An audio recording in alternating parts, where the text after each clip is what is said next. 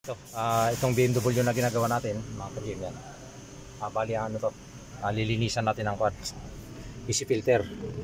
Yung kanyang cabin air filter, yung kanyang easy, nandito na sa ilalim, dito sa passenger side. Dito kung makikita nyo yung glow box niya rito sa harapan, tapos dito sa ilalim niya. Ito, nandito yung kanyang cover. George, AC filter? Yes, ito yung kanyang, ito yung kanyang lock.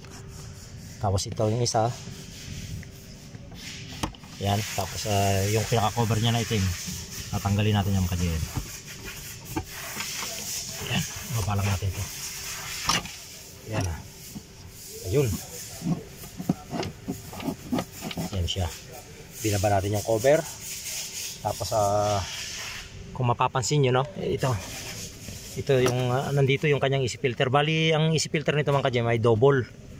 Dalawa siya, no. Kailangan nating linisan para ano siya, kasi malikabok na yan. Ito, may dalawa siyang nut dito, screw, dalawa. Gagamit lang tayo ng ano, Torex na ano, number 20. Ito, number 20. So bubuksan ko muna siya mga ka-GM, no? At papakita ko sa inyo. So ayan po, natanggal na po natin yung kanya, no, cover dito, yung kanyang screw. Yan, tatanggalin natin yung kanyang cover. Naka-slot lang yung kanyang cover. Hugutin natin yan. Yan siya. Kasi medyo mahirap siyang ano, hugutin. Nakakawin kasi sa loob. Ayan. Ito yung kanyang cover. Yan, oh. Yan, oh. Dalawa yung kanyang easy filter mga ka-GM. Yan, oh. Yan, dalawa. Double siya. Isa-isa lang natin hugutin, no? Ayan, hugutin natin. Yan, yung isa. Tapos ayun yung isa. Kaya bali dalawa siya, no? Ayan. So ayun yung pinakabutas niya, oh. Yan, oh, dalawa. So ito yung kanyang easy filter. Yan, medyo malikabok na. Kailangan nating malinis yan mga ka-GM. So ito pala yung loob nito. Ayan, oh, puting-puti yung ano niya.